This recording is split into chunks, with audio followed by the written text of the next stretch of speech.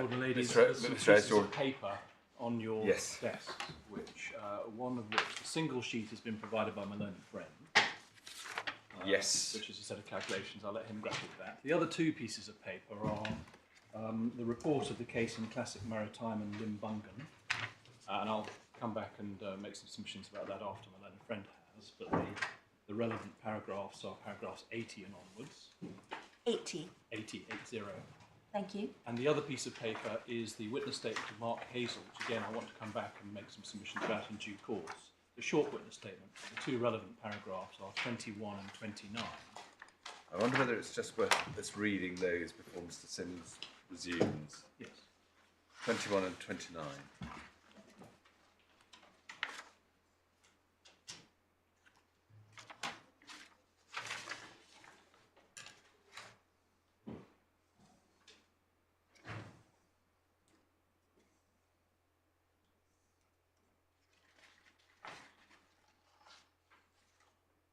Yes, I see.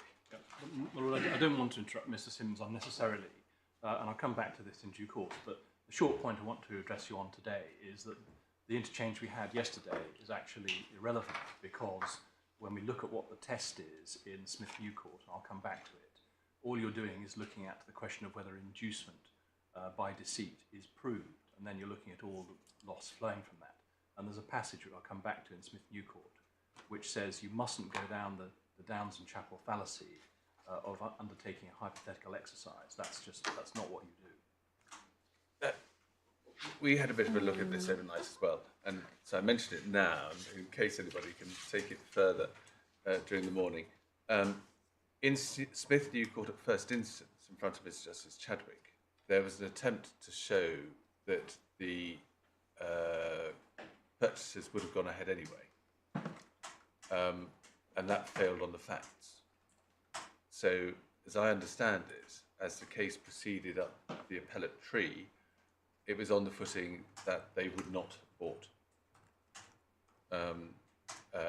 Now, that obviously fits with Mr. Hazel's evidence in this case.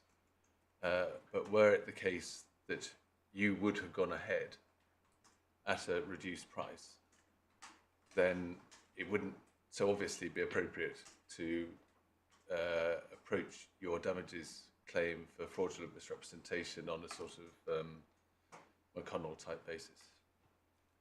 Well, that may be right. I'm assuming you've also looked at the same passage in Smith New Court in the House of Lords, which I was going to refer to. I mean, if you haven't, perhaps I can just show it to you now. Perhaps it would be convenient just to look at it now. So it's in tab 6. And the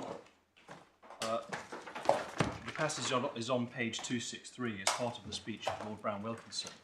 And just on the previous... sorry, forgive me, that's the wrong reference.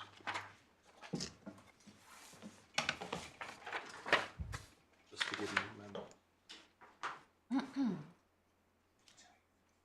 283. 283, forgive me. 283 is, forgive me, part of the speech of Lord Steyne, and the heading under which this section lies is on the previous page. It's called Side Tracking, and it's worth reading the whole of that section. But at the bottom end of that section, Lord Steyne is dealing with Downs and Chapel, in which Lord Justice Hobhouse said, in my judgment, and this is at D on page 283, having determined what the plaintiffs have lost as a result of entering into the transaction, their contract with Mr. Chapel, it's still appropriate to ask the question whether that loss can properly be treated as having been caused by the defendant's torts, notwithstanding that the torts caused the plaintiffs to enter into the transaction. And then it goes on at E, but then at F to G, Lord Steyne says, in my view, the orthodox and settled rule is that the plaintiff is entitled to all losses directly flowing from the transaction caused by the deceit. It does not require a revision. In other words, it is not necessary in an action for deceit for the judge, after he has ascertained the loss flowing directly from the victim having entered into the transaction, to embark on a hypothetical reconstruction of what the parties would have agreed had the deceit not occurred. The rule in deceit is justified on the grounds already discussed. I would hold that on this point, Downs and Chapel was wrongly decided. Your Lordship may say to me, well, that doesn't possibly quite meet my point, but one has to understand what the point is. Is it a point of causation, or is it a point of measure of damages? Yes. We may or may not come back to debate this later on. But just as I've been on my feet 3 minutes, Yes. we'll come back to it. But my submission is going to be that in paragraph 274 of the judgment, you have a finding of inducement to cause the transaction in quite detailed terms, and that is sufficient for the purposes of grappling with this point. Yeah, thank you very much. Mr. Sims.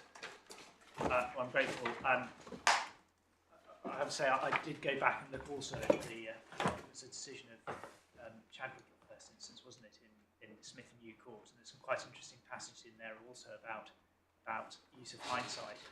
But on this particular point, I respectfully submit that there are two different things going on here. One is the rule that if the tort of deceit is established and you're looking at just the assumption on the basis that the business would never have been bought, you don't separate out necessarily those elements which are related to the misrepresentation and those which aren't.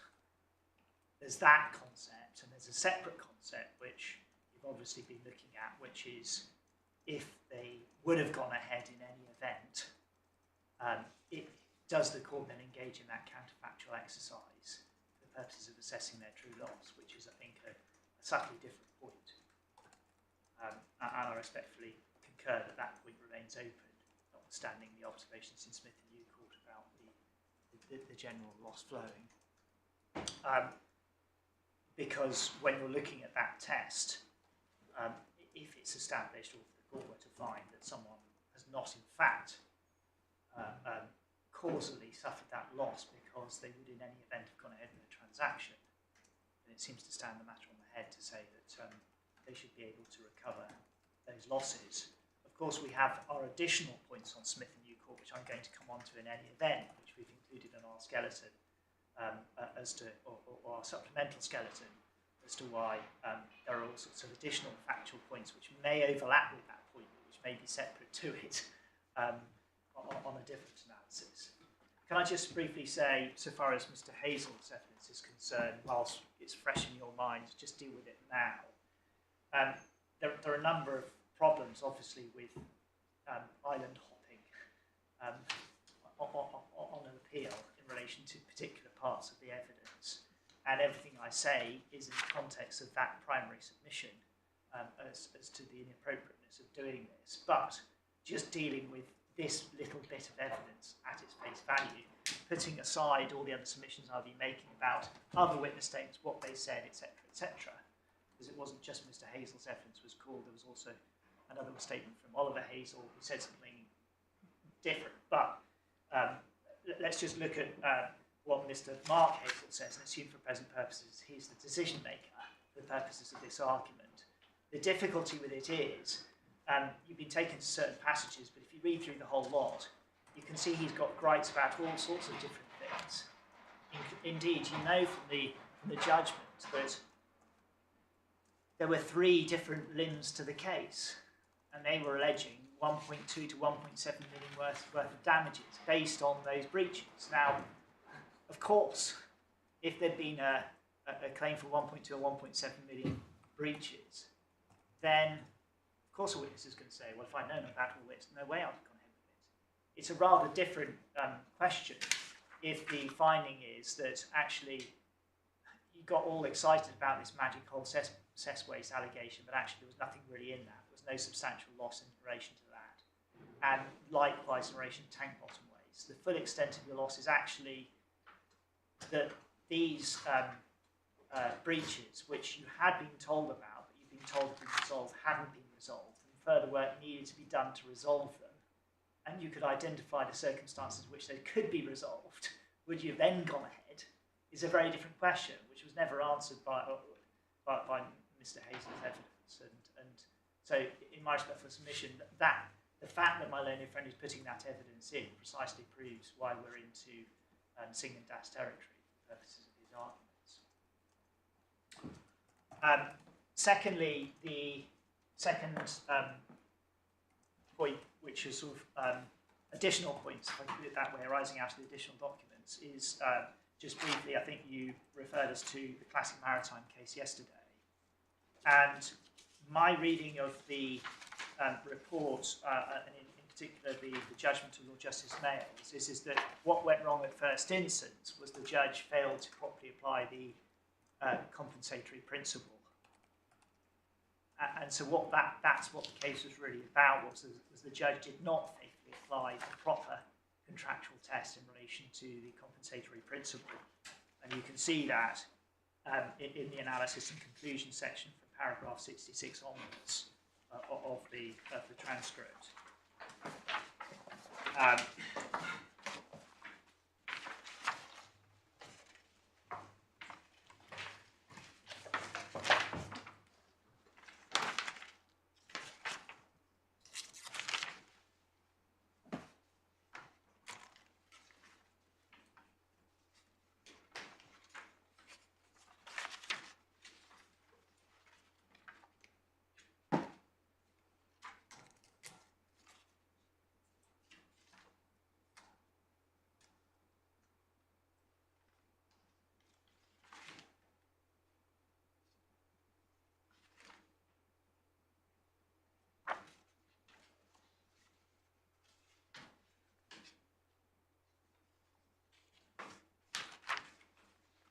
And obviously, the high watermark from Mr. Ayres' point of view, and I should say it isn't Mr. Ayres' idea originally to introduce this into the argument at all, but No. were there anything in this case, the high watermark from Mr. Ayres' point of view, would I suppose be paragraph 80?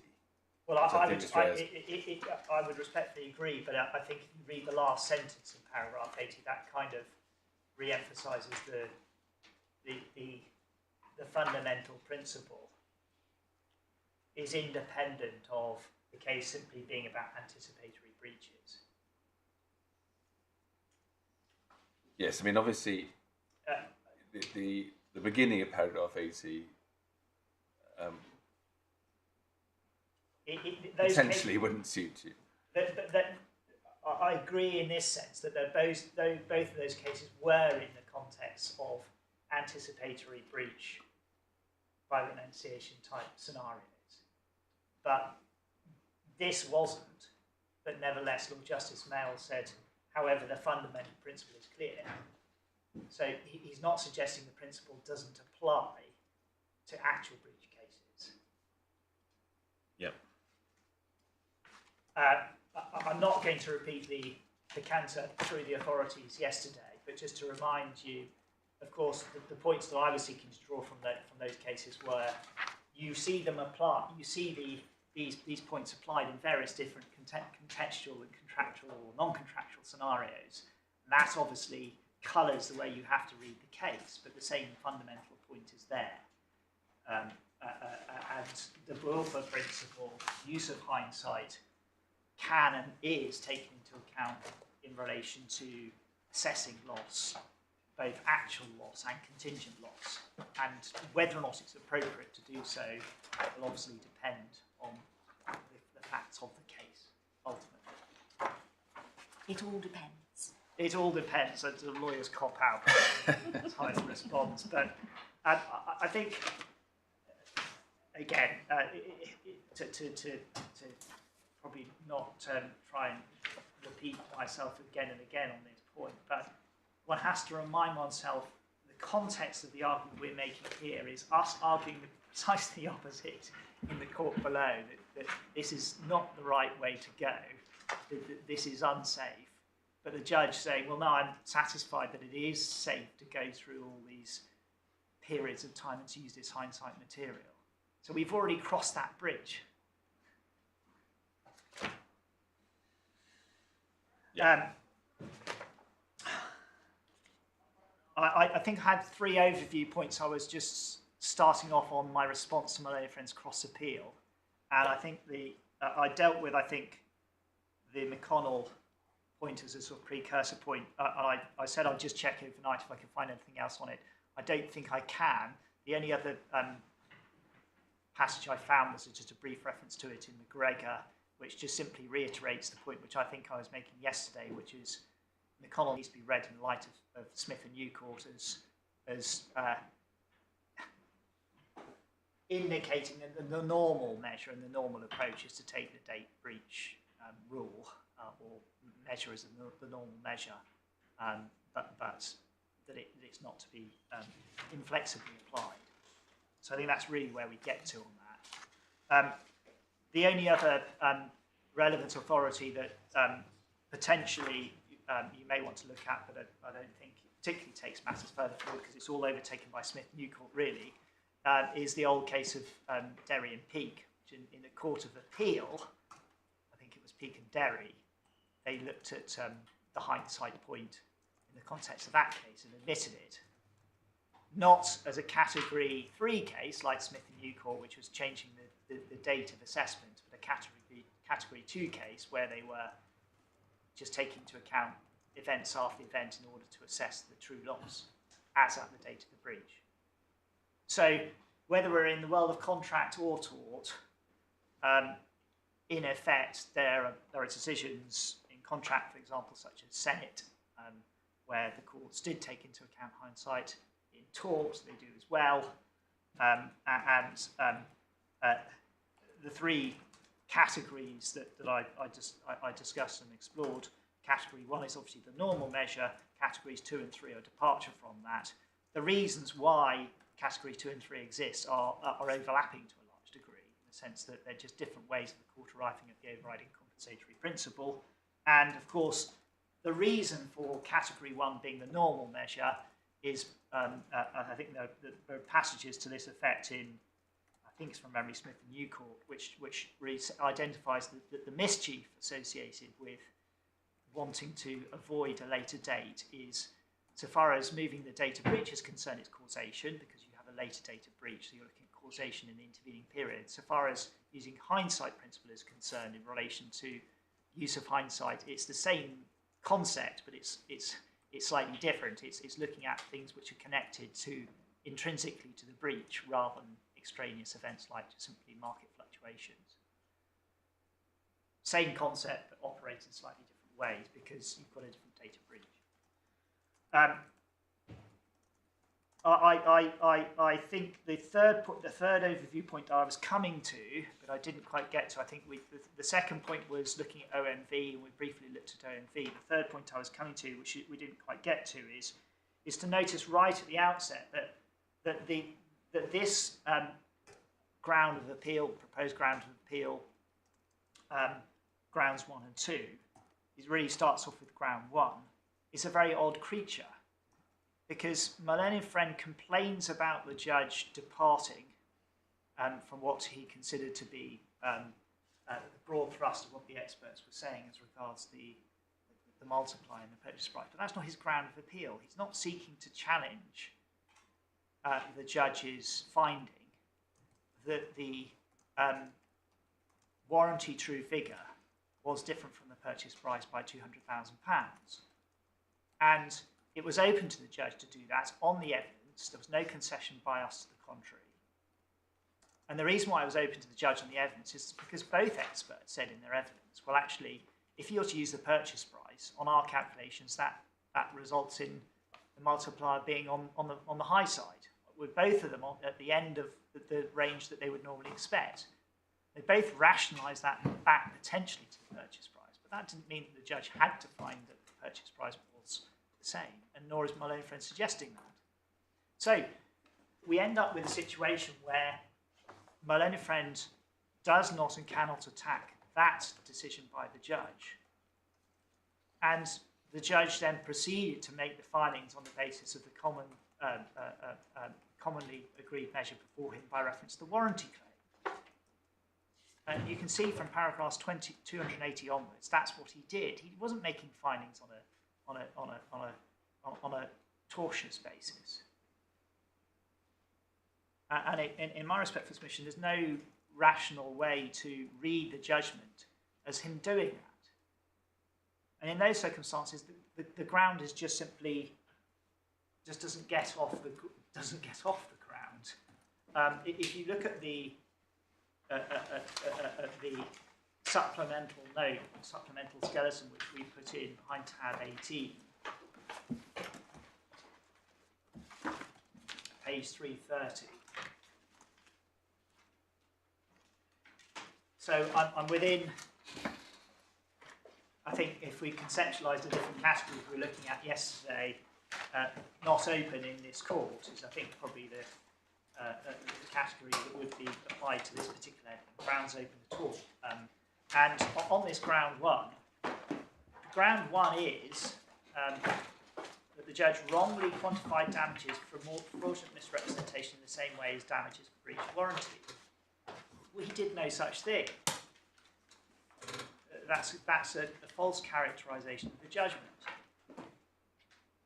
The judge noted that the no different measure was suggested, and then he went on to refer to and make findings on the breach of warranty claim.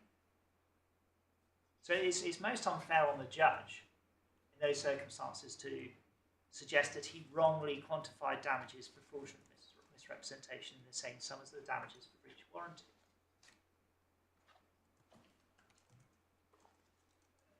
But secondly, even if the court were to entertain that as a proper interpretation, which in my respectful submission just doesn't simply get off the ground, it was based on common ground, concession, call it what you want, irrespective of whatever the pleaded cases might be up to that stage, which I'll come on to shortly, that's the way the judge should proceed. And my own friend seeks to suggest on this appeal that in some way that this court can simply just plug a different figure in on the basis that you should take a higher figure for the purchase price and just deliver them an extra £200,000 on top of what they've already received. And quite how he thinks that it's appropriate to invite this court to do that in circumstances where is this court satisfied, confident that the judge would himself, bearing in mind he stood back and looked at a sense check at what the figures delivered overall, that's a figure that he would have entertained as being appropriate in all the circumstances? Absolutely not. And the reason why we produced the calculation we did overnight, which is the third loose leaf document which you have on your bench before you, hopefully, is because you can see the way the judge went about this was to tie his warranty true and his warranty false figures together in order that they delivered what he considered to be an appropriate sum on quantum. Now, obviously, we have our independent grounds to attack that on our own appeal, but that's how he approached it, for the purposes of the cross appeal. You can't simply, if you assume, for example, on the purchase price paid item on this particular schedule, that's the figure you're taking. If you work the numbers through and you assume the judge would have taken 0.2 off the multiplier that he started with, then there's not a significant difference in terms of the outcome in terms of the warranty position. I'm not sure that I've just followed that. Could you so if you look at what we've done is we've extracted the figures from the judgment sum. Yeah. And shown the different paragraph numbers where we have the multiple. So we start off with warranty true with a multiplicand figure, which is the earnings figure. We have the multiplier. That generates the enterprise value. You take the debt off, you get the warranty true value. You then have below that the multiplicand figure, which is obviously reduced on the warranty false value by the amount that the judge has found, the 159 figure from memory. You have the multiplier, which is obviously reduced from the 4.2 because he's also changing the multiplier. And you get the enterprise value of 4.4. You take off the debt, you get the warranty false value, and that gives you your damages. So that's the judgment calculation. If you then, the reason why we've got the two additional columns is because actually for the numbers to work, the experts didn't actually precisely use the purchase price. They used a rounded down figure of 3.5. So on the second column, we have what the experts did in terms of the calculations on assuming 3.5 as a purchase price rather than 3.584. And you start off with the same multiplicand. You have a higher multiplier, a 4.34, which you can see in the evidence. You have the enterprise value, you less your debt, you get the warranty true value. And then the warranty false value, you've got your multiplicand, and then you here you reduce the 4.34 to 4.14, applying the 0.2 reduction the judge did, and you get a figure of 387. So the higher figure only works on my own friend's calculations if you assume that the judge was going to be comfortable with the idea of reducing not just simply from 4.34 to 4.14, but actually down to the 4 he took originally. But the 4 he took originally on this hypothesis was tied in with his overall assessment of what the company would be worth standing back and looking at and considering what would provide just compensation in all the circumstances. So the short point I'm seeking to draw from all of this is this is not an appeal where you can just simply get out the calculator and put in an alternative figure in order to safely arrive at a different number. If it were the case that we could conclude that Mr. Ayer's clients would not have gone ahead, then we could do the maths, couldn't we? It would just be a matter of looking at what was paid less. That's when we get into all the other additional arguments we have in our supplemental skeleton about the fact that if you go back, for example, to the evidence of Mr. Hazels, as well as what he said about... and that's the point you were making earlier, and yes. You say you can't reach that conclusion. But if you could reach that conclusion... Even if you reach the conclusion, so there are various different levels. So you start off with that question, is this a no transaction or a reduced transaction case? Second question is what the findings might be on that, which is another layer. And then below that, even if one assumes you're in the no transaction case or that Malone and Friends' submissions this morning on the law are correct as regards that doesn't matter, you just look at the purchase price, then there's still the question applying the principles in Smith and Newcourt as to what was the benefit which was derived by this claimant in relation to this asset. It's not just market value. Oh, I see.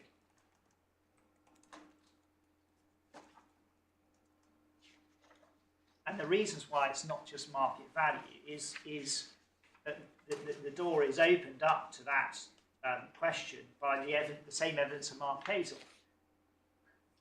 And we included a couple of documents at the end of the supplemental bundle on this point. Might as well take them now as we're on the point. If you go to the end of the supplemental bundle, we have the extract from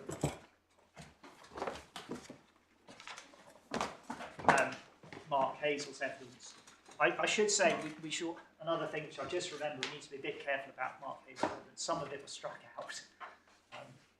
I can't remember which, but I don't think it probably matters for the purposes of just looking at it. But it didn't all go in, I don't think, as it stands. But it's another complication. But we will maybe check that point. It just occurred to me that probably we should be careful about that. But in relation to when I say struck out, it was either struck out or the judge ruled it was inadmissible, or we went to explore it, but it amounts to the same thing. The point I was just wanting to pick up on here was, I think it's on page 3 of the statement as handed up to you, or it's at page 355 of the supplemental bundle. It's paragraph 14, the synergies point. It was paragraph 11 through to 14, really. 354. It starts at 354, and then there's also another statement at 355. It's 354. So 354 is an extract to Mark Hazel's statement. Yeah. So where do you want us to go to on 354? 354, it's the sentence right at the end of paragraph 14, please, is the main point. The synergies. Synergies, yeah. So basically what was being said here is that there are other reasons why they were attracted to this business, because they already had a haulage business called MDW. MDW was the purchaser.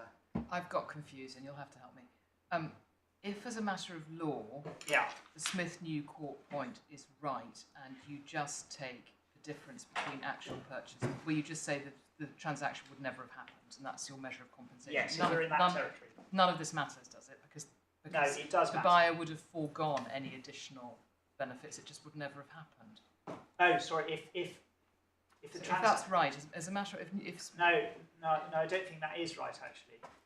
Because if we go to Smith and New Court now, maybe just to can we just without looking at bits of paper, Yeah. can you just give me? I haven't got your 3 points in order, and I would like to have them in order. And without darting around, can we just hear from you how you would put the submission, please? Yeah. So the first submission is the question of whether this is a no transaction or a transaction case. No transaction or transaction to lesser. Transaction at a lesser sum. Yeah. And is that a question of fact, do you say, in the first instance? Yeah. Okay, so that the issue then for the tribunal would be, would they have walked away, or would they have just done it at a different value? And on the basis of the findings the judge has made as regards breach, not all the other allegations that they were making about us, which were not proven. Obviously. Yes, okay. And But that's your point. Sorry. That's the synergy premium, as we call it, isn't it? Yeah, but that's also your point about the evidence, which you say came in at an earlier stage when there are lots of issues which were being complained about. Exactly. I mean, for example, in Mark Hayes' statement, he not just the 3 points which were pleaded out, and they only succeeded on 1, but there's a big passage in his evidence. I can't quite remember on this point whether this evidence went in or not, so I'm being a bit careful about it. But where he says in his evidence that there were all these costs associated with the prosecution rate of the vehicles, and he's complaining about that.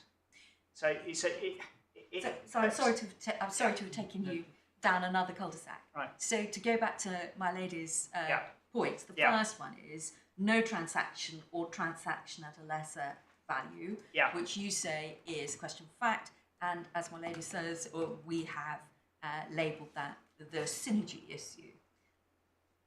I'm not sure if Is that fair? well, it may evidentially overlap with the synergy issue, but the synergy issue also comes in at tier 3. So we're just looking Yeah. at no transaction or transaction at a lesser sum. Yeah. Okay. Number 2. So number 2 then is the point of law that my learned friend raised, which is different obviously from his position yesterday afternoon, but on reflection overnight, he now wants to adopt the position that as a matter of law that doesn't matter. We would respectfully submit that it does matter. Pause, and that's Smith-New Court in the House of Lords at 1978. Yes, and tracing it up from Chadwick at first instance, and whether or not Smith and New Court establishes a rule of law. A rule of law. That you don't go behind the curtain. Exactly. You just say if on the factual inquiry. Well, no, you don't. He says you don't do A on your case. Logically, that would be your first. Exactly. Logically, that would be. So you your start first. in different places. Yeah. Okay. But so the third point is then, assuming against me on both those points, that this is either. So you win on the facts, and then you win on the point of law. Where do you go next? Sorry, well, if we are successful on those points, then I think that's it. So I'm assuming that we're unsuccessful on those points for the purposes of my third limb or third category, third submission. And my third submission is that assuming that Smith New Court applies, either because the factual finding is against my client or because of the point of law, then Smith New Court itself recognises that the claimant should give credit for what they've received. And the credit for what they've received is not simply the market price, or even, it's not necessarily the same as the market price. And by market price, do you mean warranty false price? In other words, what they would have paid if they'd known the truth of it? In terms of what the business was worth? Yes. On an open market basis. It's a warranty false basis calculation, yes. I know we're in a different territory. I realise we're in a different territory. I think I understand the point you're making, which is yes, it would. But it's probably important we just go back to Smith and New Court just to look at the categories that So, but before you do, Sorry, go on. Go. you just said assuming Smith Newcourt applies, Smith Newcourt recognises that the claimant must give credit for what they've received. That's not just market price. It will be warranty, and that would be anyway on the basis of warranty false basis. But presumably, therefore, you were going on, I don't know, to include at that stage, it's not just what the price is, but were you bringing in synergy at that level? Exactly. That's where synergy comes back in again. Okay. Thank you. Sorry, I'm sorry. No, No. that's fine. I'm very No, happy. And just to be clear, before we look at Smith Newcourt, which I'm sure is a good idea, you've taken us to paragraph 14 of Mr. Hazel's statement at 354. Was there a point you wanted out of 355 as well before we turn to the authority? I think it was, yes.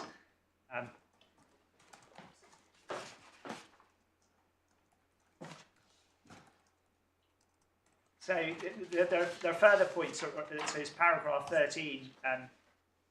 Another interesting point, MD had previously contracted with GDE. That reinforces the synergies point. And then Sorry, again, say it again. paragraph Previously 13, contracted. MDW previously contracted with Yes, that's GDE. So that's again, it's not a.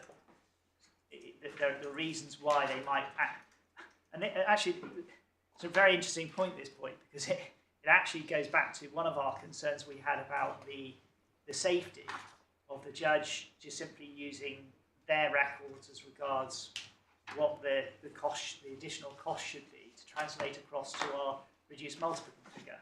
But that's water under the bridge. It's not water okay. under the bridge, so I have to live with that for present purposes. But so to stick to the point, paragraph 16.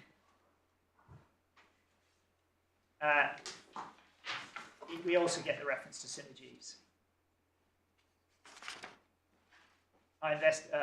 GD is a possible acquisition because he thought it would be good for MDW given company synergies.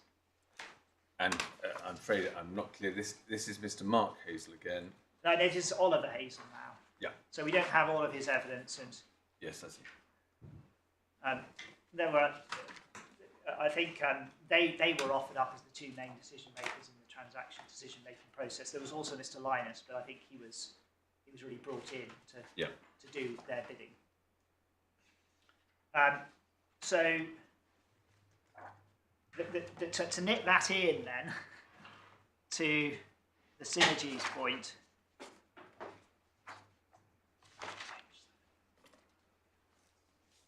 I just find my note on this just to.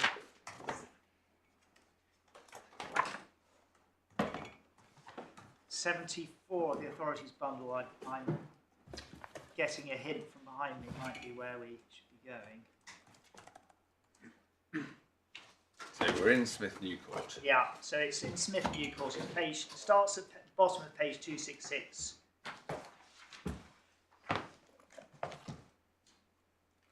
This is Lord Brown Wilkinson in Smith Newcourt. And you then see in my judgment, the following principles apply in assessing the damages. No, I'm sorry, I'm not there. Just a second. So, I apologise for being slow. No, it's tab 6. Yep. And 266 It's within the authority. Bottom of 266. It's the start of the paragraph which we then mark over the page 267. Thank you, I'm sorry. And it's item number 3.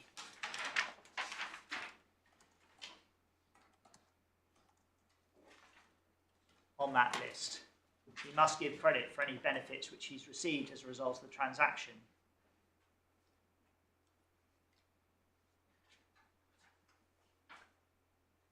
And it also says a general rule, and then etc. But it's number 3, which is the important point for present purposes. Because what that shows is that actually that there may well be, probably was in fact, a very good reason why these particular purchasers were willing to pay more than market price. Because the benefit to them, as a result of the synergies of their existing business, delivered that to them. And that's a benefit and a credit to them, which falls into the equation, even if one is in Smith and Newport territory.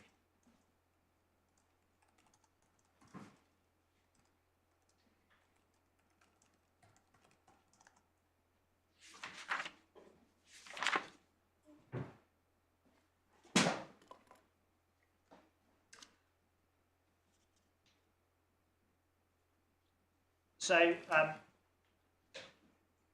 those are the three categories, I think. A follow-up on that last point. I just want to trace it through to what would actually happen here. Yeah. The question would then be asked, Yeah. on your case, so Yeah. I understand your case, Yeah.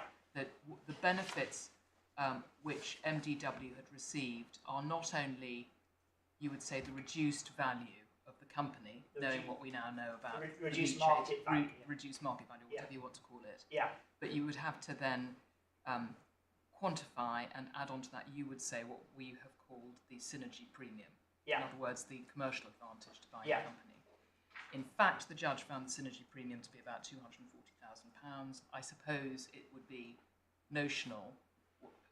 There would need to be an argument in this new world, the hypothetical world, about what extra the MDW received as a result. I'm not sure if I'm following that last point. The judge didn't make any findings as to synergy at all because we didn't go down this particular route. I thought the judge found that you needed to and I know it's going back into the other box, so it's looking at what the warranty true value was, but it was something less than what was actually paid, and the difference between the warranty true and what was actually paid was about £240,000, and I had understood that he had thought, or we've all thought, that the overpayment was because there was a synergy advantage to the purchaser. Well, I'm not sure if he made that express finding. Okay. But there was a differential. But you could infer that. If you did infer that, then that would be the end of any difference between the fraud difference claim and the warranty claim. It would. Yeah. If the 240 stayed on either. Yes, exactly. But it may or may not. Yeah. But I accept that might be a fair reading of what was going on in the judge's mind. I think I'd be overstating to say it's articulated. That might be right, but just really, all I really want is your assurance, Mr. Sims, that I'm roughly speaking in the right direction of looking at the reduced value for the shares plus, and the benefit would be whatever commercial extra was derived by the purchaser. And I don't. You would say the judge just simply cut the line as to where the market value figure was for the purposes of this assessment exercise. We need to be a bit careful because I think he starts off, doesn't he, on just a basis of assessing the market value without reference to the reduction. I think that's the way the process worked. I might need to check that point, but I don't think it matters for the purposes of the point that you're analysing. The alternative submission, I suppose, which if I was on my learned friend's side, I'd be making is that actually his client did a bad deal and there weren't these synergies. That's the point. That's the argument he would be seeking. Yeah, he would say they just overpaid. Yeah, they just overpaid. And there's nothing in the judgment to suggest that the 240 is necessarily synergy. It's just foolishness. So, but we never got there in terms of examination at this point in the court below because it wasn't advanced. And my friend shouldn't misunderstand what I'm saying. I'm not suggesting he didn't plead misrepresentation. I'm not suggesting that he didn't have a sort of a sleeping concept there, that at some stage he might try and develop an alternative loss calculation on his misrepresentation claim. He just never did. Can I just explore that a moment? Yeah.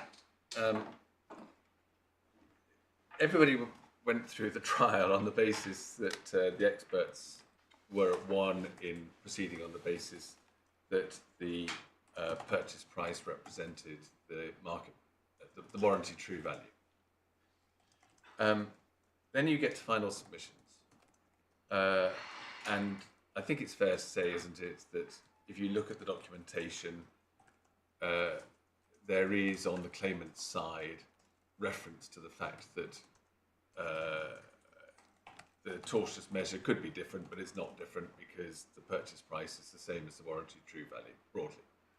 Now, suppose in final submissions the judge had said, well, actually, I think that's a dangerous assumption to make. I might find that the warranty true value differed from the purchase price.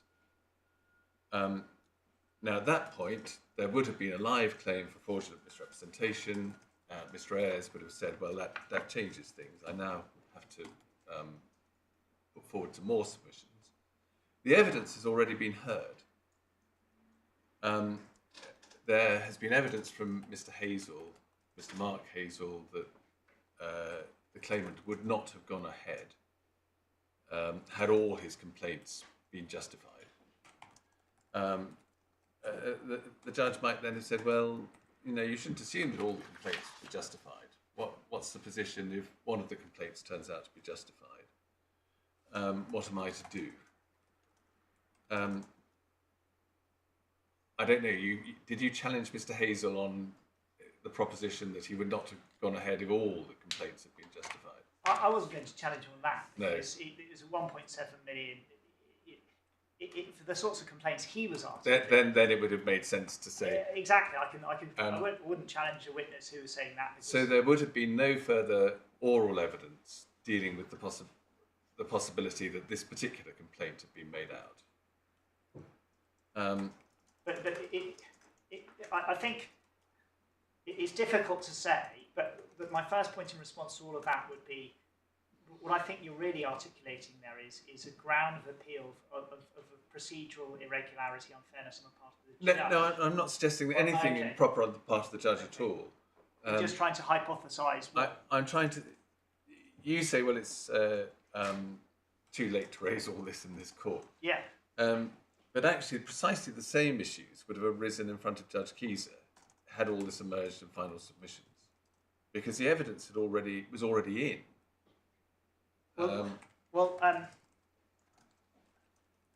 If you assume for present purposes that, on your hypothesis, I suppose at that stage, we would all then have to take stock and think, well, actually, we're in a different world now.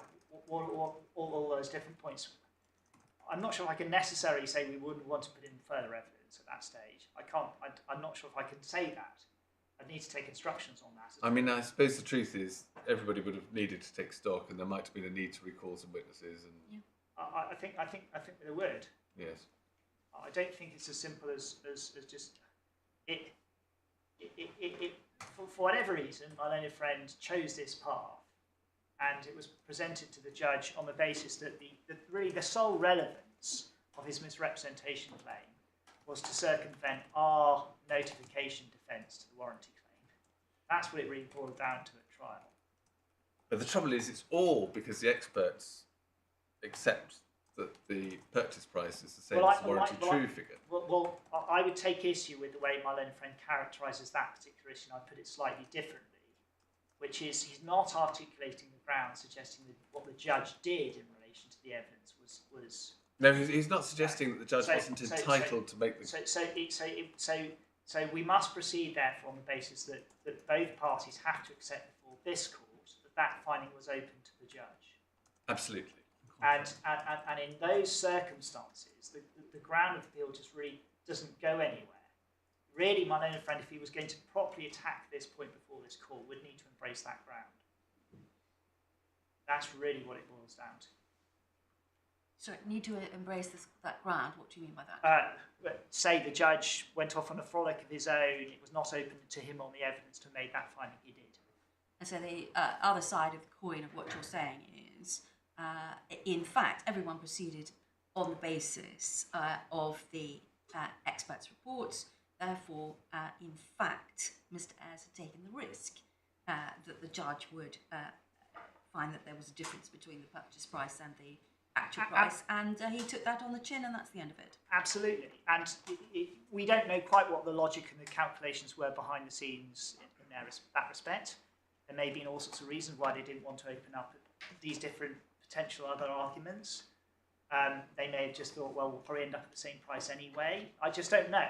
We don't know what was going on their side, but they're represented by experienced counsel, an experienced junior, and solicitors, and you take that risk if you run a case on a certain basis. That's the approach you're going to get. And I do take issue with this idea that in some way it's a bit rum for him or his client now in the circumstances, because the experts did kind of both indicate that the figures, the purchase price figures, were at the extreme of what they were feeling comfortable with, could be rationalised by reference to the purchase price. But so your expert did not go so far as to say that the purchase price actually differed. He wasn't. And it was no part of your case that there was a difference. It's quite right that our experts and we didn't push that point. But it was when you say you didn't push the point, you didn't make it at all, did you? No. I accept that. We weren't pushing the point. We weren't running the point. We did, in fact, I think, note with the judge that yes, the multiplier was on the high side, and the judge obviously took the view that the right thing to do was to take the right figure. And on line the Nathan principles, he was entitled to do that. Yes. And that risk must have been evident, or even if it wasn't evidence, that they're taken to have accepted that risk for the purposes of the way they ran that case at trial, just much in the same way as we are for all sorts of other different things. So what my learned friend seeks to do in order to get traction on this point is to take you to the procedural unfairness point, but that's not his ground of appeal. So we have to approach this argument on the basis there is no procedural unfairness. That was open to the judge, and he conceded that way of proceeding with quantum. It was made on the warranty basis, and really, the point is as simple as that. I could go into all the pleadings and everything else, but I suspect that there were all sorts of complications with quantum in relation to this case in the court below. I can't begin to explain to you how troublesome we found it all in relation. And I'm sure, I mean, come final submissions, this will not have been at the top of anybody's absolutely list of priorities. And the way that the case was pleaded was difficult to follow on quantum. That there may be lurking there within, I think it's paragraph 63, a potential tortious basis. It's not easy to actually glean it from the page. But the experts never are, so they then really advance their case on the basis of the expert evidence. And the expert evidence was all on the warranty basis. And we've given you the references for that in our supplemental note, where Mr. Gates refers to misrepresentation, not as an independent ground, but just as supporting the multiplier point. So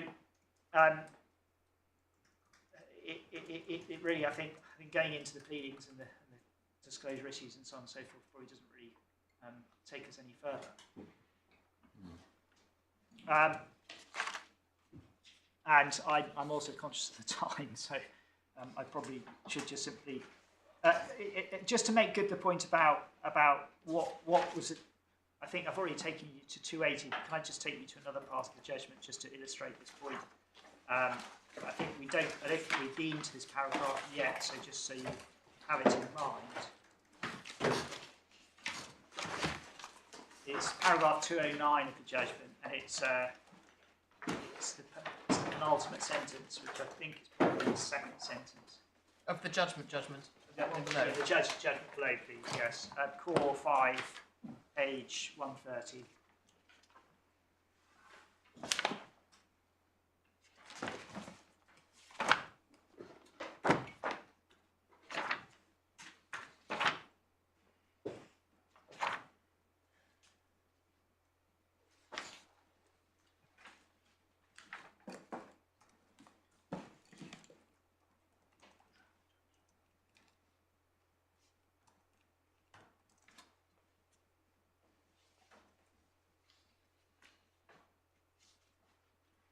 The only other point that my junior reminds me just to make in this context is that, as is the usual way with judgments these days, you get the draft judgment on hand down in advance so you can identify any obvious errors or corrections to the judge. This point wasn't taken until after we got permission to appeal.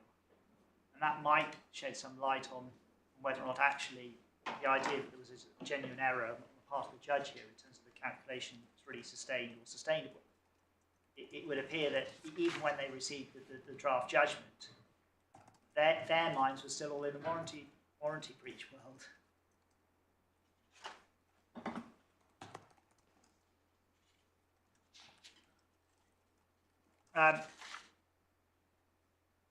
I think then in those circumstances, unless there's any particular point, I think probably I can rest my argument on the supplemental skeleton on that. Unless there's anything in particular further you felt that you wanted me to address in the cross of appeal, I think I'll probably be just adding similar points to those I've already made. But if you want to take a few moments just to see if there's anything you do want, then otherwise I was going to move on to my brief reply submissions on our appeal. So in terms of our brief reply submissions on our appeal, my learned friend started his submissions by suggesting that this case was most egregious. Well, it might surprise you to hear I absolutely agree with him. It is most egregious for a party who has received more than their actual loss to fight an appeal on the basis that they should be able to keep hold of it. That's the issue before this court, fairly and squarely. The issue before this court is not the findings of liability at first instance, which we're not challenging and which we fully accept for purposes of this appeal. And we respectfully submit that it's egregious to have someone who wants to keep hold of a loss they haven't actually suffered. It's even more egregious that they establish their loss in circumstances where they rely on post facto events in order to establish that loss. But in order to defend their overcompensation, they say we can't refer to the same material.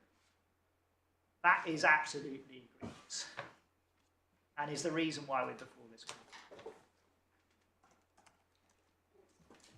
Now, my learned friend suggested in his submissions that you needed to look at a very important part of the post-SPA judgment in order to see what was done in relation to the affairs by to deal with matters after the SPA. I would agree that is a very important part of the judgment.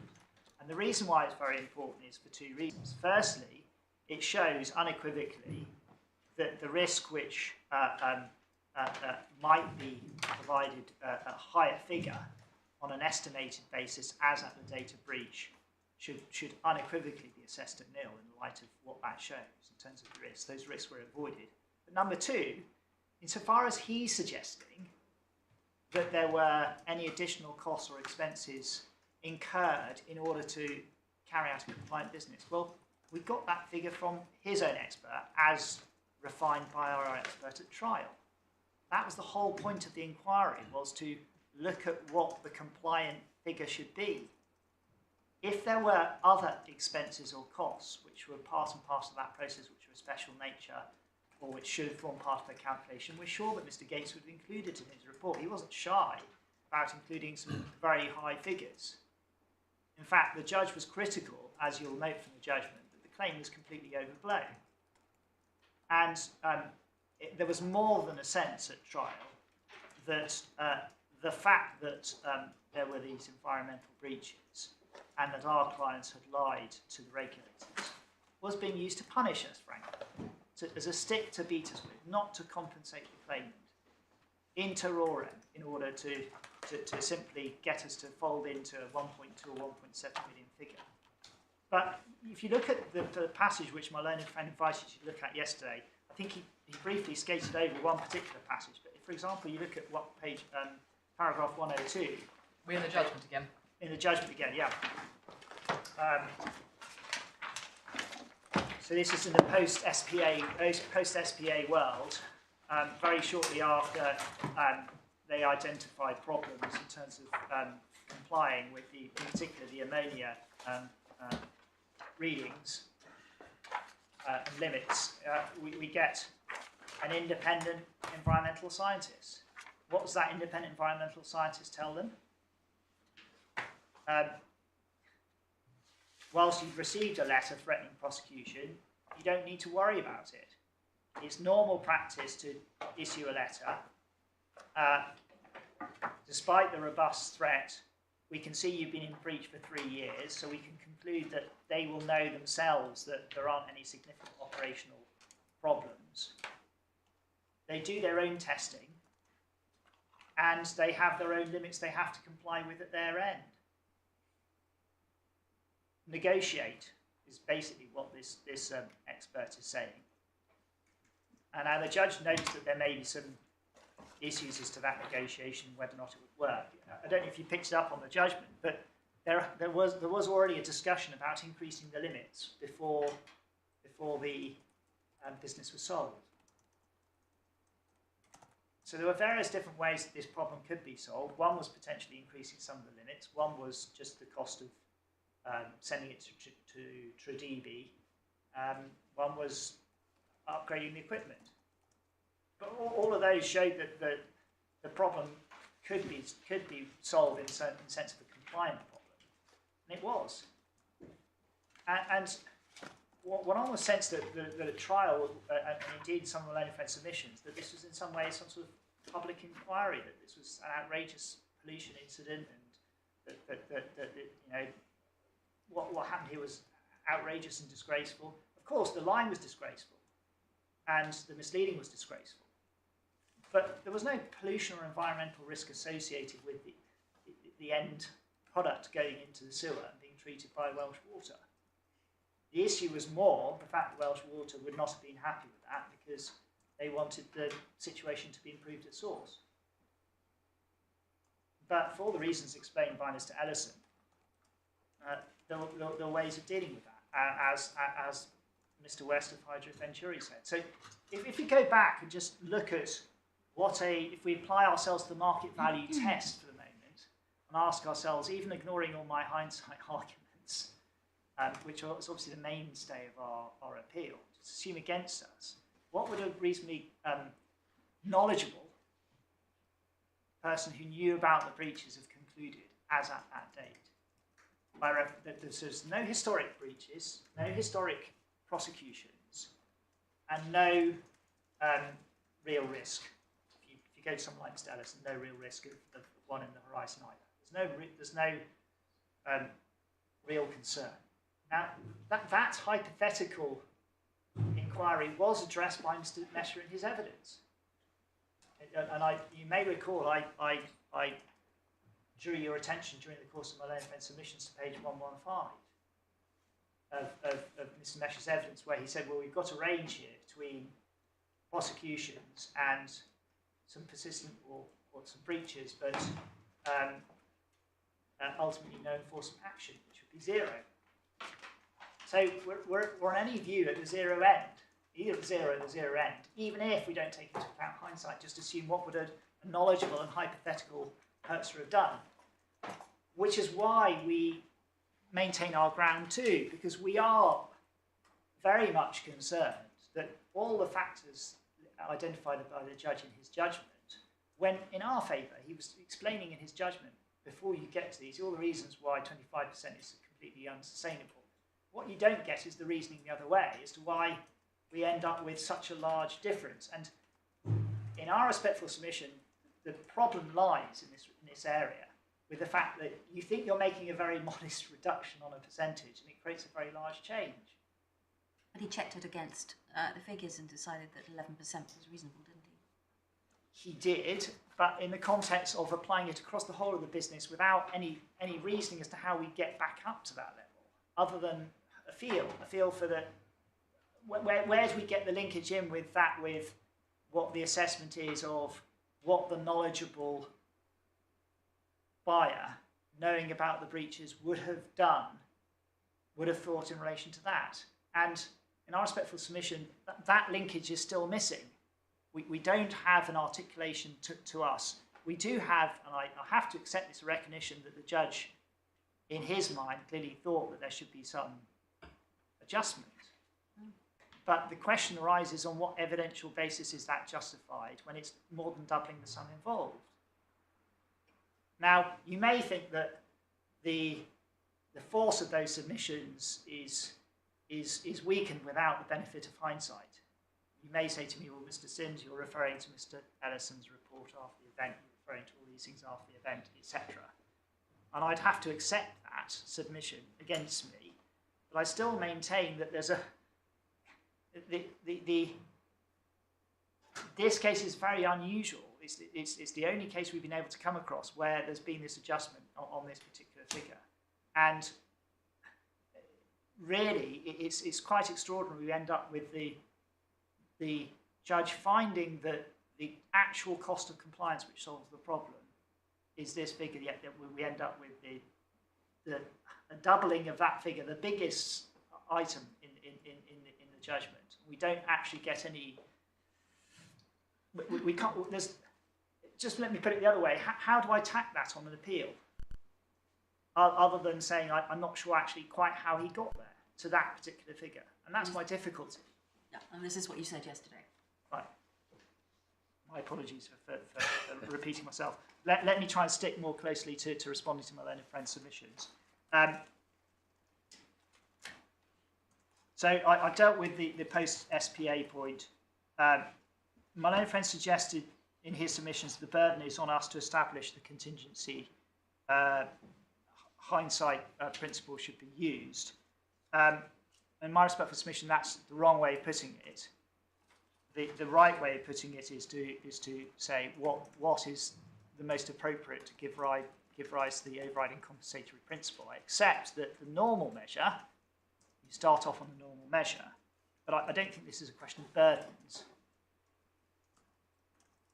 But in any event, if there were that burden, that burden has been lifted by my learned friend because of the way that he himself prosecuted the case at first instance. They looked past the breach date and conducted a forensic inquiry in relation to what happened for that 2-year period.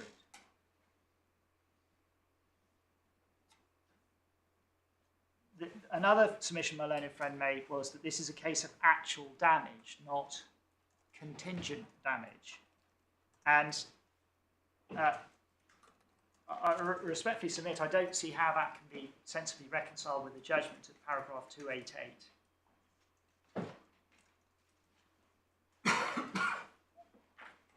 First sentence,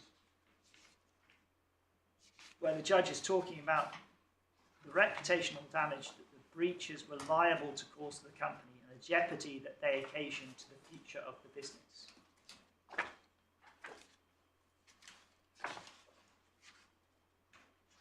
So it's page 157, core, tab 5, 288. I mean, one sense in which it's actual damage is that the claimant paid more than the shares were worth at the time. Don't get me wrong, I fully accept that the contingency can be assessed at the date of breach on a simply an estimated basis. But that doesn't mean it wasn't a contingency. In the same way that the covenant in Bruin and Dolphin wasn't a contingency, it could still you can still give it a value at that date. You just know better later on what the true and actual value of it is. But goodwill has a value as at the date you value it. Sorry. Goodwill has a value as at the date you value it. The does. fact that goodwill as a concept includes looking at the position in relation to reputation doesn't mean that you don't value it there and then. I don't disagree with the proposition that goodwill has an actual value at that date and that you can, and in most cases would, just simply assess it at the date of breach. It doesn't follow that because of that this is into some different category of case, even if one were to conclude that you can actually value it. The point I was cavilling at was the notion that this is not, this doesn't involve a future contingency. It does. Now, goodwill, you might say, always involved with future contingency because you're forecasting forward what the custom is going to come to that particular business. And I fully accept you could say that has an actual damage figure at that date based on the assessment of that future income stream. I'm not disagreeing with that. But it doesn't mean that you can't apply the hindsight principle when you have better evidence later on as to how that should be assessed. That's the simple point. It's two different things, isn't it? Because goodwill does have a value, and valuers go around to the extent that they bother with goodwill to value it as at a particular date. It's like any issue which has to be subject to an actuarial valuation. It has a value now, but you're looking at and determining future income streams and bringing them back to now. Yeah. That is an actual value now. Yeah. The different issue which you're mixing with that is actually, is that the right thing to do given the compensatory principle? That's the difference. It's not saying actually it is a contingency or actually we can revisit it. You don't revisit goodwill. Goodwill is how it was on the date you valued it. It's the fact that you say, actually, in this case, all this didn't eventuate and therefore it's overcompensating. So are you not, it's a different thing. Is it Well, not? I would accept this point that you have different types of contingencies. Okay. But inherently in the concept of goodwill is actually a forecast of what's to come to the future. Yes. I think we're probably on the same page to this extent. I don't think intellectually it makes any difference for the purposes of our argument as to hindsight. No. And even if you would say, well, actually, we're not approaching this as a contingency case, we're just simply saying, is it fair in all the circumstances for the compensatory principle to take this into account in the same way that Yes. in Senate they did, And I'm just quibbling with you about whether goodwill is in itself contingency, and I would say it's not. And you are submitting, as well as the compensatory principle, that it is. But that's it. I don't think it matters for the purposes of the point, which is the hindsight point. Yeah. It can be and is introduced as better evidence to better reflect the compensatory principle, whether it's a contingency or some other item. I suppose the reason why contingencies feature so much in this context is because they're a classic case where it's difficult to work out what the value is at the time. And so the court naturally then gets better evidence later on, as in Brew and Dolphin, as to exactly what should be assessed at. But I accept your point that there are two different concepts going on there, and I don't think it, for present purposes, it destroys the original submission. My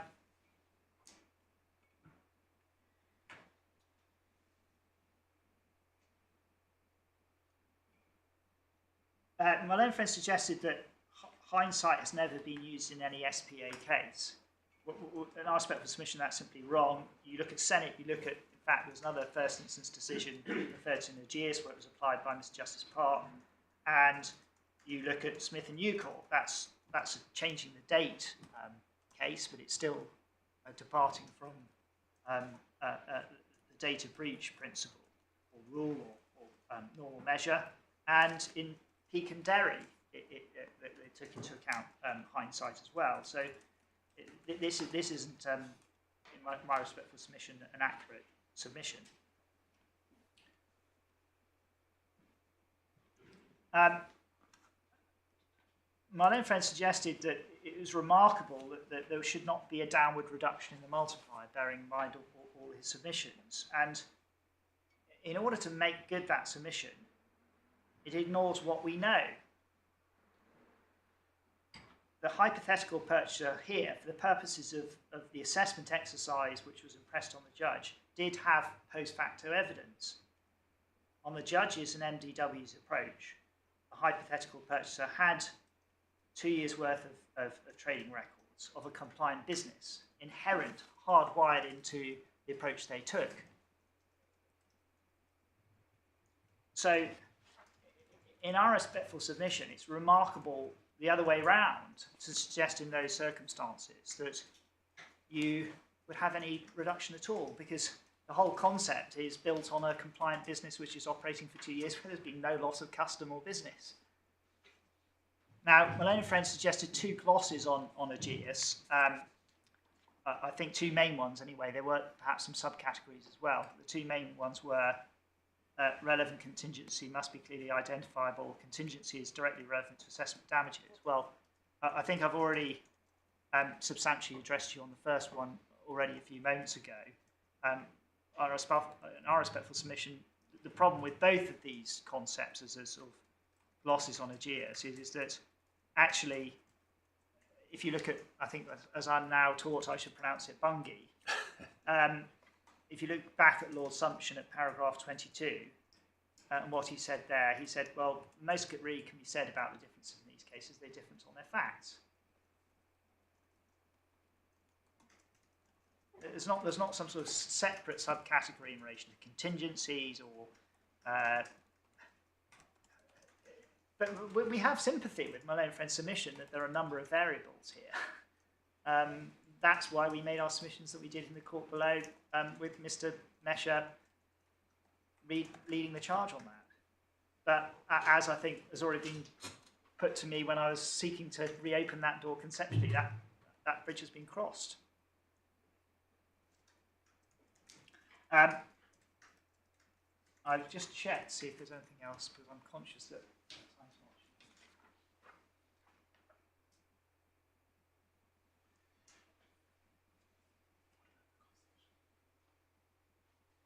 marching. So I'm reminded there was a brief point made by my learned friend about causation. I think I probably have indirectly addressed this, but my learned junior has correctly drawn my attention to. I think a point was made against me that, or certainly the caveat was made by my learned friend about careful about the use of the word causation. I think I've probably already addressed this in the context of pointing out that the advantages of the breach date rule are it avoids causation issues, and you get that from Smith and New Courts. If you want the page reference, it's 266E. That mischief is the same whether you're looking at a Category 3 case or a Category 2 case, which is that you're disassociating yourself from potentially extraneous events. And that's why the court normally takes the normal measure it does. But of course, in our respectful submission, it's not a point against us, as Malone and Friends suggested it was.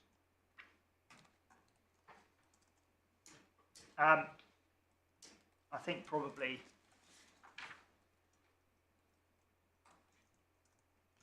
those are my submissions. Thank you very much, Mr. Sims.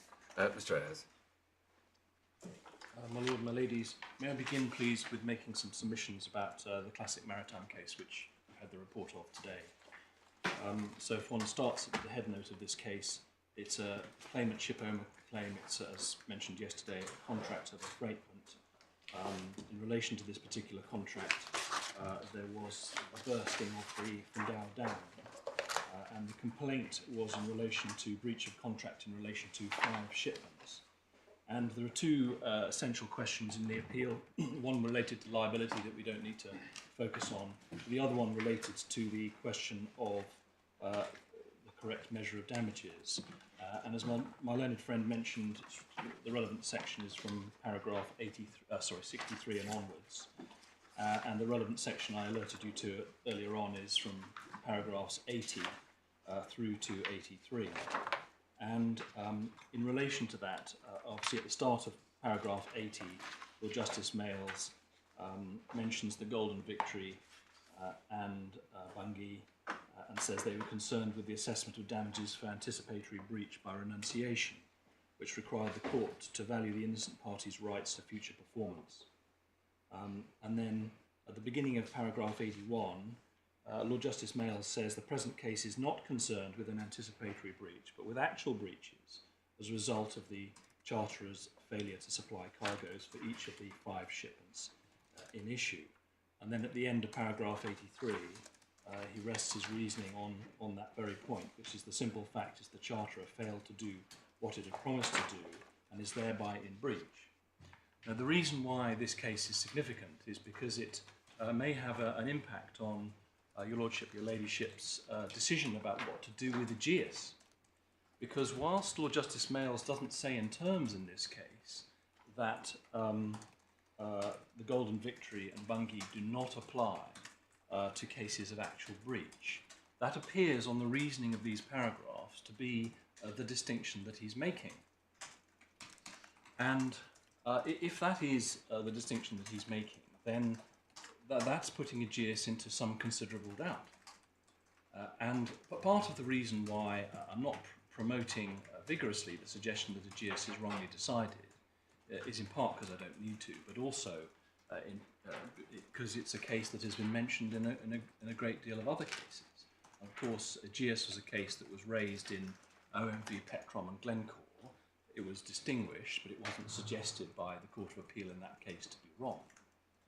But the logical consequence, or a logical consequence, of Lord Justice Mayles' reasoning here is that the Golden Victory and Bungay are cases that simply do not apply to cases of actual breach. And when one considers that distinction, one can understand that reasoning.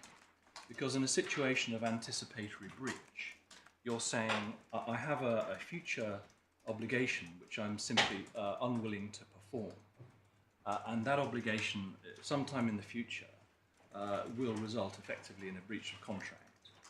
But what the court then does is looks hypothetically at what events will occur in advance of that breach to decide on a hypothetical basis what the value of the loss will be. And that is, that in a nutshell, is the process which is being undertaken in the Golden Victory. But that's a very different situation from the situation of actual breach. Where you have actual breach, subject to any adjustment, you have the breach date rule and you assess damages as at that date. And so it's also fair to say that Aegeus is not a case that was cited or appears to have not been cited to the Court of Appeal in the classic maritime case. But as I said yesterday, it is a serious conclusion which may be open as to whether Aegeus is correctly decided. So that's all I wanted to say in relation to classic maritime. And turning to my reply in relation to the cross appeal, I want to focus initially on three separate points. The first one is the way the case was run at trial in relation to the contract and tort distinction, and in relation to this question of what was the evidence about the warranty true value or purchase price paid. And I know the court already has these points to some degree in mind.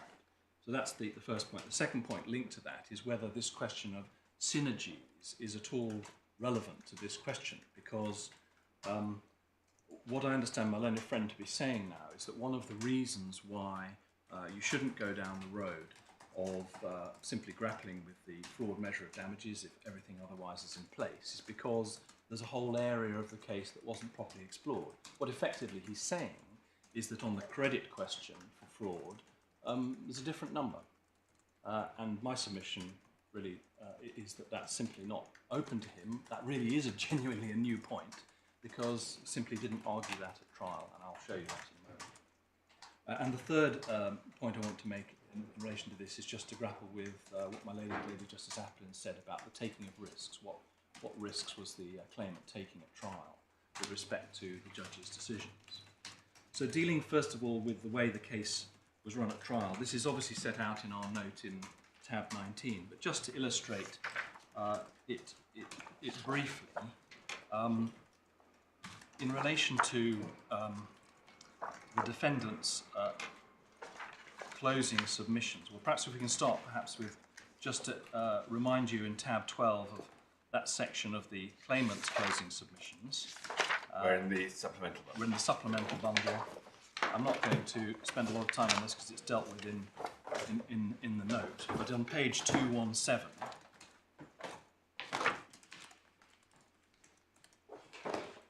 there is the section about quantum of damage, and the submissions that are being made at the commencement of the trial are those that are set out in paragraph 115, at the end of which 115.3 this is the claimant's position, no relevant distinction here between the quantum of damages sought for breach of contract and in tort. And the claimant seeks the difference between P and TV, P being the acronym for the price. And that obviously makes sense. Do we don't see the definition of P in the bits we've got, but it's not surprising that, at least I don't think we do. 115.1. Yes, you're quite right. So, and obviously, just to be absolutely clear, the price in paragraph 114, that's obviously not the figure that you should take for the purposes of the appeal. It's what I dealt with at the beginning yesterday. So, so that's very, very clear. In terms of looking at the defendant's closing submissions at trial, there are two passages, again, which have been pointed out in the note that are worth me illustrating orally. So we're now in tab 15. This is the defendant's written closing submissions for trial. And 2 points to illustrate. The first one is on page 314, paragraph 133. And the second sentence there says, we're talking about the experts. They, that's the experts, were agreed on the warranty true figure of 3.5 million. And so the difference between them was assessing the warranty false figure. Now, I entirely accept there is no statement, either in writing or orally at the trial, that the defendants, Mr. Sims' clients, formally conceded this. But this was absolutely the fundamental basis upon which the case was run, from which the judge departed. And then the next paragraph on this that I want to show you is on page 316, where there's the final paragraph. This is the final paragraph of the written closings. Paragraph 221 says, claimant's opening skeleton argument confirms there is no relevant distinction to be made between its contractual and tortious claim. And then there's a reference to the paragraph that I've mentioned. And in the circumstances, no further submissions are made here. And what the significance of that paragraph is, that it's not allowable for the defendants to come to this court and say, oh, well, there's a whole different analysis that would have been undertaken in relation to the credit for the fraud claim. No submissions, no evidence was advanced to that effect at trial whatsoever. So in those circumstances, we come back to the question of, is this court in a position to undertake the exercise of assessing damages in fraud if it's otherwise appropriate?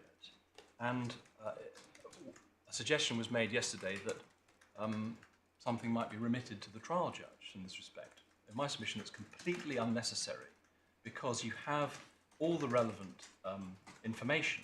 There's no dispute about the price paid, if that is to be the right starting number. And then there's no, other than this question of the multiplier, there's no dispute about the actual value either. And it's impermissible for my learned friend to say, well, there are a whole load of other arguments I want to advance about synergies and how benefits need to be brought into account in the credit on the fraud claim. But simply none of that was run at trial, and you can see why. I mean, the most obvious reason for remitting, if we got that far, would be to answer the question whether you would have gone ahead or not.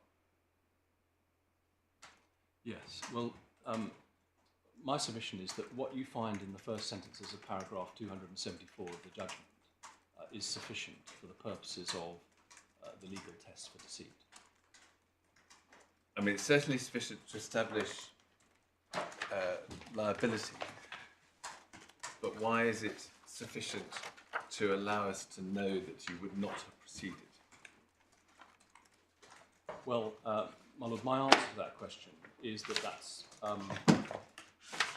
in a sense, not a relevant question to answer. And there you're going to take us to Smith New Court. Well, I take it back to Smith New Court, and that little principle in relation to Smith New Court also made an appearance in OMV Petrov and Glencore, which I want to show you as well. I've already shown you Smith New Court. So I quite follow. You're going to make the submission on the law that it really doesn't matter, and if you're right about that, then it doesn't matter. Suppose just for a moment that you're wrong about that. We couldn't then decide whether or not you would have proceeded, could we? I have to agree with that, and the reason why I have to agree with that is because there is no finding in the judgment to that effect.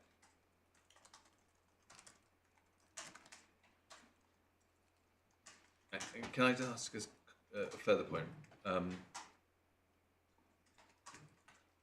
So, as I was saying to Mr. Sims, suppose come closing submissions, the judge at that point has formed the view that he might think that the warranted true value differed from the purchase price, and he had at that point said to you both, you know, you should have this possibility in mind and make submissions on that scenario. What would have happened? Two things would have happened. The first one is that certainly my side, but possibly both sides, would have complained to the judge that he was impermissibly ignoring the evidence. And the second thing that would have happened is that both parties, but in particular my client, would have been specifically alerted to the fact that the assumed basis of the whole case was now no longer correct. And the assumed basis upon which both sides have been proceeding, that there was no difference ultimately in the way in which you assessed damages in contract and tort. And so what would have happened is that certainly my side would have said, well, that's all very well. We're complaining, my lord, about what you're doing on contract, but let's have a look at tort, where you need to come back on track. So that's what would happen. So at that point, you say, well, the tortious measure really does matter because we have to compare the purchase price with the warranted true value.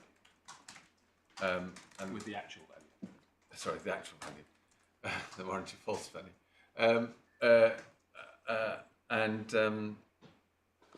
You've got to approach that judge on the basis that we would not have bought. And the judge says, well, you know, what's the evidence about that? So how would it have played out? Well, it would have played out in terms of actually the judge making a finding to that effect and saying that he accepted the evidence of the claimant's witnesses to the effect that they wouldn't have purchased this company knowing exactly what had been going on. But is Mr. Sims right that really we haven't got any evidence as to what would have happened if just this complaint had been made out?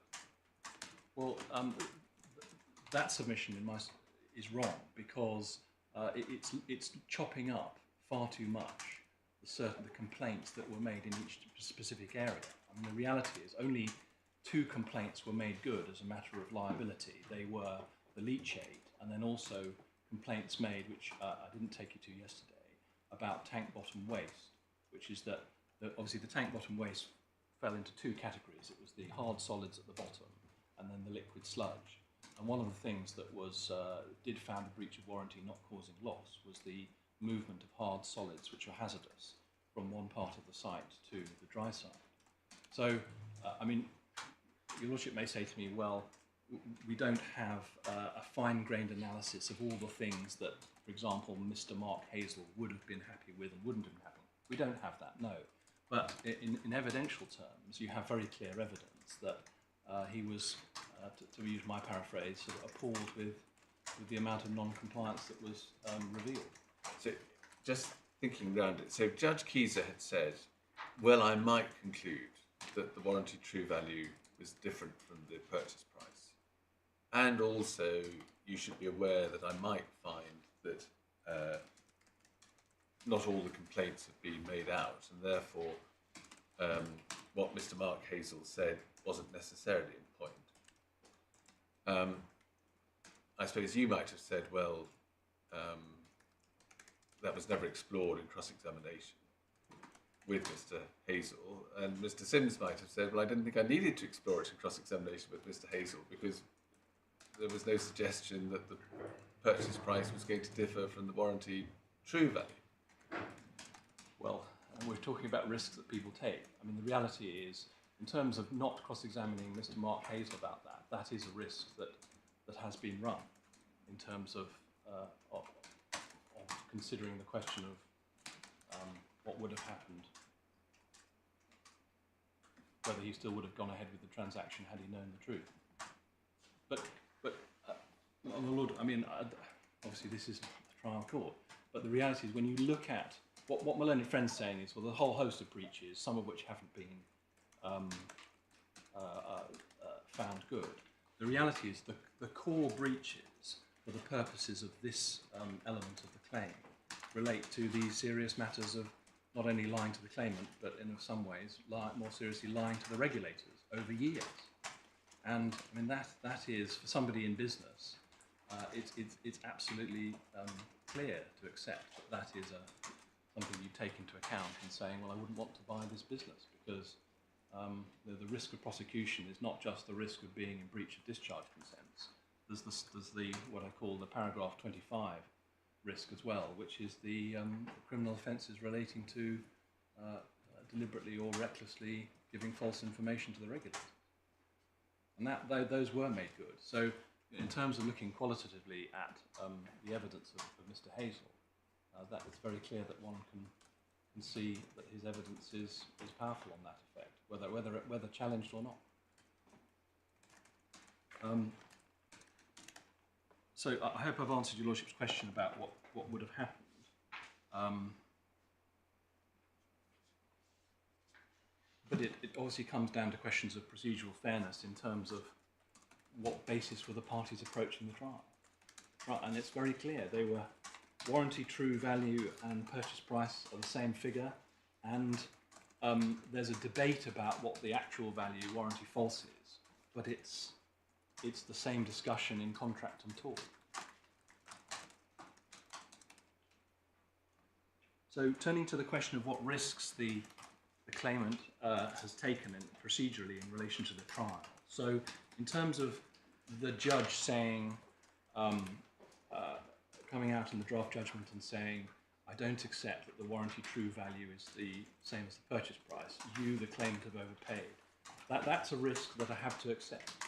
And obviously it could have been a ground of appeal. It isn't. It's not being challenged.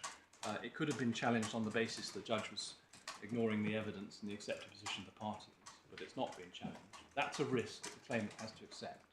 But a risk that the claimant doesn't have to accept is the point of the cross appeal, which is that the judge will make an error of law in relation to the measure of damages and fraud.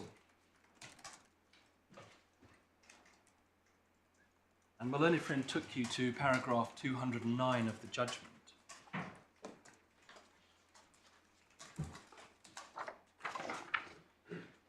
Now,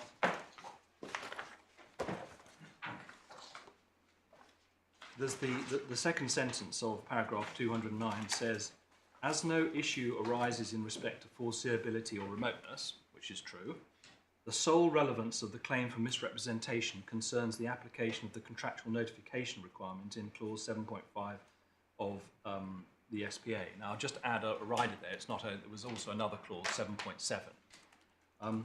Now, had the judge not done what he did, which is to have this divergence in relation to the warranty true value, that statement would have been true. But it wasn't, because he did what he did.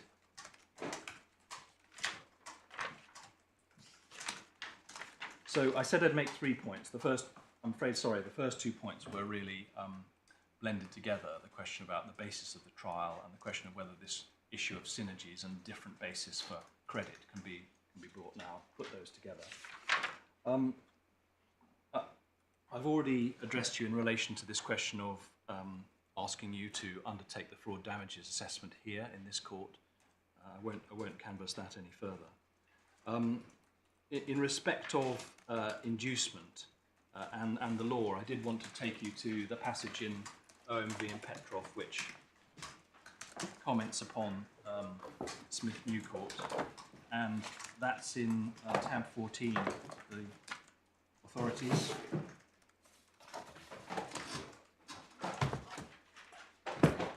And it's on page 287 of the continuous numbering.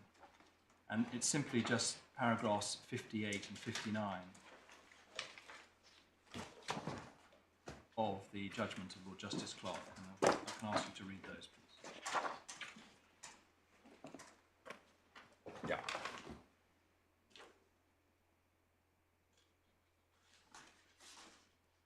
So, Sorry, just sorry. when I say yep, I mean yes, I'll read them rather than sorry, yes, sorry, I am. sorry, I'm not concentrating properly.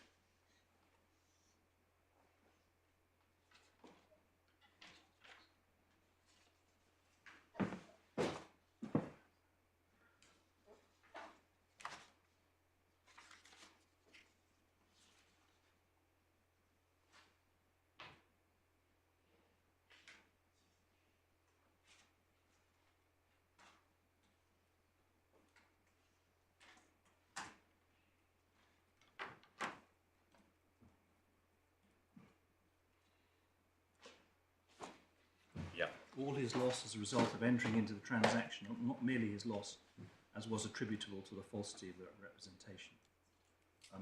So, my lord, I do challenge this suggestion that one needs to examine this. If you have the inducement, that is sufficient. Inducement causing loss.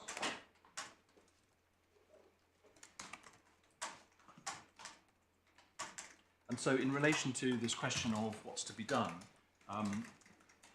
I've already pointed out in the written materials all the different parts of the judgment where all the relevant findings are made in relation to fraudulent misrepresentation and also Section 2.1 of the 1967 Act.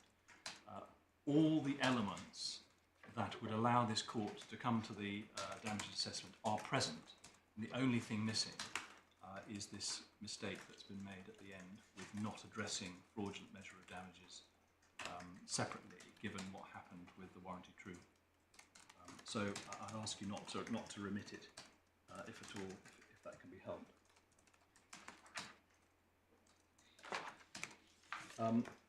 The single sheet that my learned friend handed up today, at present I'm not entirely clear what submissions were being made about it, but one thing I do want to query in relation to this sheet is an understanding of why the multiplier in the middle and right-hand columns in the second line has been adjusted from 4.2. And I don't understand that, and I'm sure my learned friend does, but if I don't understand it, then and it is an oddity, then I'm not sure what use this document is, but I will still study it. And my lord, may I just turn my back on you for a moment?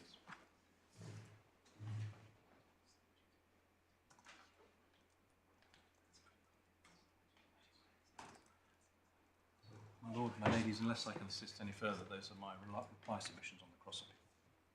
Thank you very much, Mr. Reyes. Thank you both very much for your submissions and those behind you. As you'd expect, we're not getting to the judgment here and now. In accordance with what has become the practice, I think that judgment will be handed down remotely, but even were it not to be a remote hand down, there would obviously be no need for anyone to attend in the courtroom. You will, as usual, be provided with the judgments in draft in advance of hand down for you to correct our typing in English rather than to re-argue the case. And we'd be grateful if, in advance of hand down, you seek to agree in order dealing with consequential matters. If there are points on which you disagree, could we please have brief written submissions on those, and we would expect to settle the points in the order that we make. But thank you both very much.